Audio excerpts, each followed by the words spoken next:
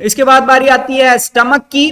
अब स्टमक के ऊपर पहुंचने के लिए एक अब यहाँ पे स्मॉल इंटेस्टाइन में जगह जगह पे वाल्व लगे हुए हैं जो कंट्रोल करते हैं कि फ्लो आगे होना चाहिए या नहीं होना चाहिए। तो जहां पर एसोफेगस खत्म हो रहा है, खुराक की नाली जहां खत्म हो रही है और स्टमक जहां शुरू हो रहा है, तो वहां पर एक वाल्व लगा हुआ है, एक रिंग लगा हुआ है मसल्स का, जो वक्ती तौर पे खुल सकता है और बंद हो सकता है, यानी कि उनमें से वो खुराक गुजर सकती है या नहीं गुजर सकती है। इसको कहते हैं स्फिंक्टर। और ये स्फिंक्टर जो यहाँ एसोफेगस और स्टमक के दरमियान में है, इसको कार्डियक स्फिंक्टर कहते हैं, क्योंकि दिल के नजदीक है। मतलब आपका एसोफेगस जो है वो तकरीबन जहां तक दिल है उसके लेवल तक लेके आता है, और फिर स्टमक दिल से नीचे पड़ा हुआ है। तो दिल और इस कार्डियक स्फिंक्टर का लेवल तकरीबन एक जैसा है।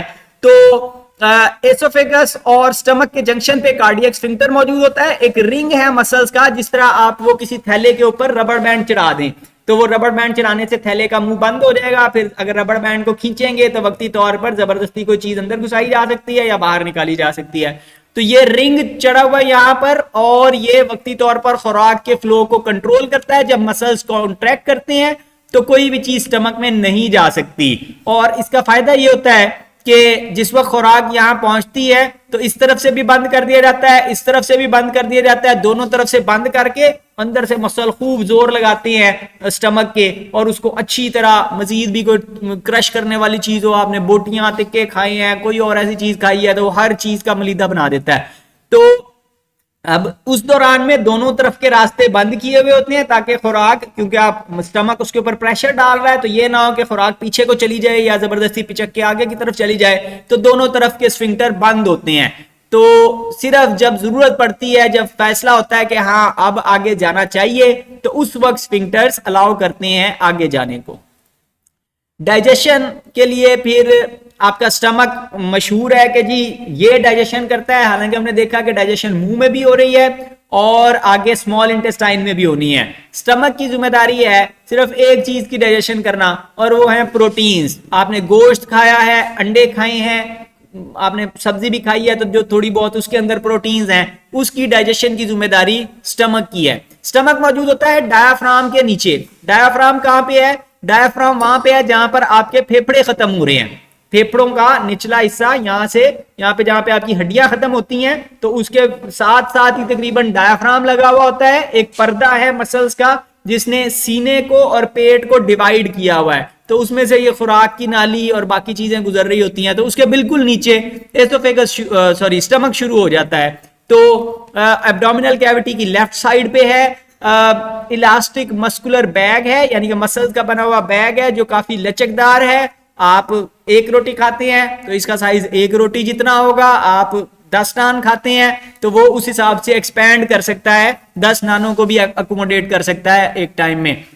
तो अब इसका काम एक तो ठीक है वो डाइजेस्ट करता है, लेकिन साथ ही साथ वक्ती तौर पर फूड को स्टोर भी रखता है, और उसकी वजह से आप डिसकंटिन्यूअस फीडिंग कर सकते हैं। यानी कि आपको मुसलसल खाना नहीं पड़ता। आपने एक दफा इतना खा लिया कि अगले 3-4 घंटे में आप उसको डाइजेस्ट करेंगे। जब स्टमक खाली होना शुरू हो जाएगा फिर आपका फिर दिल करेगा कि मैं मजीद खा लूं, तो आप डिसकंटिन्यूअसली फीड कर सकते हैं, थोड़े थोड़े वक्फे के बाद खुराक हासिल कर सकते हैं। और इसका काम डाइजेस्ट करना भी है फूड का।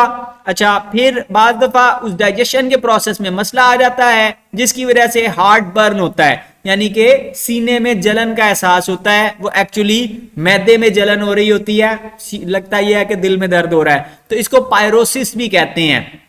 पेनफुल बर्निंग की सेंसेशन होती है चेस्ट में, और उसकी साथ ही साथ बाज दफा एसिडिक चाइम वापस की तरफ आना शुरू हो जाती है कि वो आपको खट्टी डकारें आ रही होती हैं उस वक्त। वो जो खट्टी डकार को एसिडिक चाइम कहेंगे। तो ओवर ईटिंग की वजह से हो सकता है, या ज्यादा फैटी फूड तली हुई खुराक की वजह से हो सकता है, और या खुराक खाने के बाद फौरन ही लेट जाने की आदत हो, या अल्कोहल खुदा ना खास्ता पीने की आदत है, या कैफीन की वजह से, या स्मोकिंग की वजह से। तो इस तरह की आदत की वजह से फिर वो बैक फ्लक्स ज्यादा होता है, हार्ट बर्न के चांसेस ज्यादा होते हैं। अब स्टमक के अंदर 3 लेयर्स होती हैं डिफरेंट टिश्यूज की। सबसे बाहर उसका कनेक्टिव टिश्यू है, यहां पर आपको दिखाया हुआ है। तो अब कनेक्टिव टिश्यू का क्या काम है? कनेक्टिव टिश्यू बेसिकली पूरे स्ट्रक्चर को मेंटेन रखता है, यानी कि वो सीमेंट है जिसने सारे स्टमक को मेंटेन रखा हुआ है। फिर दीवार के अंदर मिडल लेयर के अंदर स्मूथ मसल्स होते हैं। स्मूथ मसल्स की एक टाइप है जो डाइजेस्टिव सिस्टम के अंदर, पीछे जो पेरिस्टालसिस करवा रहे हैं वो भी स्मूथ मसल्स हैं। डाइजेस्टिव सिस्टम में जितनी भी मूवमेंट होती है हमारे जुबान के अलावा वो बाकी सारी स्मूथ मसल्स के जरिए से होती है। तो ये स्मूथ मसल्स मौजूद हैं जो फिर वो जोर लगाते हैं खुराक को पीसने का, क्रश करने का काम करते हैं। और फिर इनर म्यूकोसा है। इनर म्यूकोसा म्यूकस मेम्ब्रेन है, यानी कि वो जिस तरह मुंह की अंदरूनी लाइनिंग चिपचिपी होती है इसी तरह स्टमक की अंदरूनी लाइनिंग भी चिपचिपी होती है, म्यूकोसा उनको कहते हैं। और उसके अंदर फिर मुख्तलिफ तरह के ग्लैंड्स पाए जाते हैं। यहाँ पर आपको एक ग्लैंड दिखाया हुआ है, ये काफी सारे ग्लैंड्स हैं, उनके सुराख हैं, ये यहाँ से वो एसिड वगैरह प्रोड्यूस करके बाहर की तरफ फेंकते जाते हैं, स्टमक के अंदर फेंकते जाते हैं और स्टमक फिर खुराक के ऊपर डालता रहता है। तो मिडल लेयर जो है इसके अंदर लॉन्गिट्यूडनल और सर्कुलर मसल्स हैं, यानी कि स्टमक की लंबाई के रुख भी मसल लगे हुए हैं और स्टमक के ऊपर सर्कल की फॉर्म में भी मसल्स लगे हुए हैं। और ये फूड की चर्निंग और मिक्सिंग का काम करते हैं, यानी कि फूड को अच्छी तरह मिक्स करते रहते हैं ताकि उसके अंदर एंजाइम्स पहुंच जाएं, उसके अंदर एसिड पहुंच जाए, फूड अच्छी तरह से टूट जाए। इनर लेयर जो है सबसे अंदरूनी वाली, उसके अंदर गैस्ट्रिक ग्लैंड्स हैं, वो एसिड वगैरह प्रोड्यूस करने वाले ग्लैंड्स हैं। 3 तरह के हैं। म्यूकस सेल्स हैं, ये इंपॉर्टेंट है, इनको याद रखना है हमने, ये भी ऑब्जेक्टिव में बार बार इस लाइन में से बहुत दफा ऑब्जेक्टिव आई भी है। तो म्यूकस सेल्स होते हैं, यानी कि म्यूकस प्रोड्यूस करने वाले, चिपचिपा मटेरियल प्रोड्यूस करने वाले सेल्स हैं। फिर पैराइटल या ऑक्सिंटिक सेल्स हैं जो HCl प्रोड्यूस करते हैं, एसिड प्रोड्यूस करते हैं। तो वो पेपर में ये पूछा जाता है कि कौन से वाले क्या चीज प्रोड्यूस करते हैं अक्सर।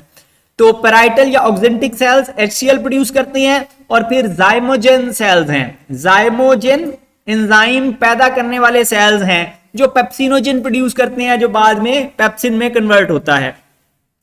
तो ग्लैंड्स हैं जो मिलकर ये 3 तरह की सिक्रीशंस प्रोड्यूस करते हैं और गैस्ट्रिक जूस प्रोड्यूस करते हैं। अब जैसे ही आपके ज़हन में ख्याल आता है कि यार मैं घर जाऊंगा और अम्मी ने बिरयानी बनाई होगी या कुछ और बनाया हुआ होगा, आपको जैसे ही ख्याल आता है तो उस ख्याल से, सोचने से, बिरयानी या कोरमा या जो भी चीज़ आपको पसंद है, तो उसका ख्याल आने से ही वो दिमाग से ही सिग्नल शुरू हो जाता है और वो सिग्नल जाता है स्टमक के ऊपर, एक्ट करता है और स्टमक में एंजाइम्स की प्रोडक्शन शुरू हो जाती है, तैयारी शुरू हो जाती है कि जी खुराक आ रही है। ठीक है, फिर जब आप उसको स्मेल करते हैं कि खुराक आपके करीब लाई जा रही है या बस तैयार हो गई है, किचन से खुशबू उठ रही है, तो उससे या देख के या खुराक आपकी पसंद की है, क्वालिटी बड़ी अच्छी है, तो उससे भी इसकी प्रोडक्शन शुरू हो जाती है। और सिर्फ सोचने से भी उसकी प्रोडक्शन, एंजाइम्स की प्रोडक्शन शुरू हो जाती है। म्यूकस का क्या काम है?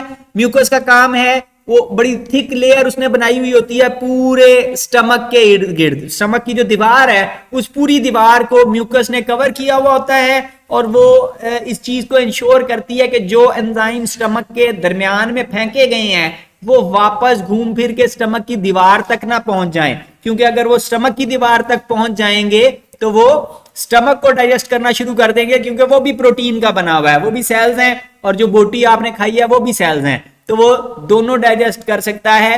तो म्यूकस इस चीज को इंश्योर करती है कि वापस ना पहुंचे। अगर म्यूकस की लाइनिंग थिन हो जाए, मसलन शराब पीने की वजह से या स्मोकिंग की वजह से, तो उसकी बदौलत फिर आपको वापस मसला बनता है।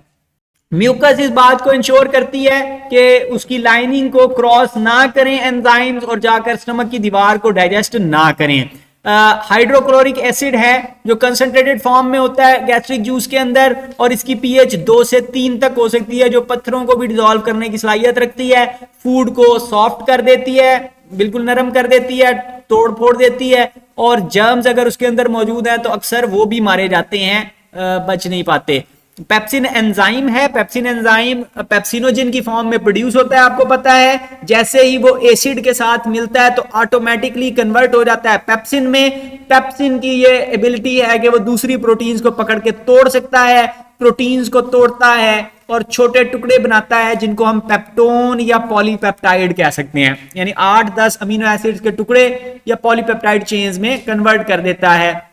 फिर मसल्स जो थे उनकी जिम्मेदारी है कि वो अच्छी तरह से मिक्स करते रहते हैं फूड को और सेमी सॉलिड मैस में कन्वर्ट कर देते हैं, जिसको हम चाइम का नाम दे रहे हैं पहले भी। तो स्टमक अल्टीमेटली खुराक को डुओडेनम के अंदर फेंक देता है। डुओडेनम स्मॉल इंटेस्टाइन है और स्टमक और स्मॉल इंटेस्टाइन के दरमियान में एक स्फिंक्टर लगा हुआ है जिसको पाइलोरिक स्फिंक्टर कहते हैं। तो ये पाइलोरिक स्फिंक्टर थोड़ा थोड़ा खुलता है, थोड़ी सी खुराक आगे जाती है, फिर थोड़ा सा खुलता है, फिर थोड़ी सी खुराक आगे जाती है।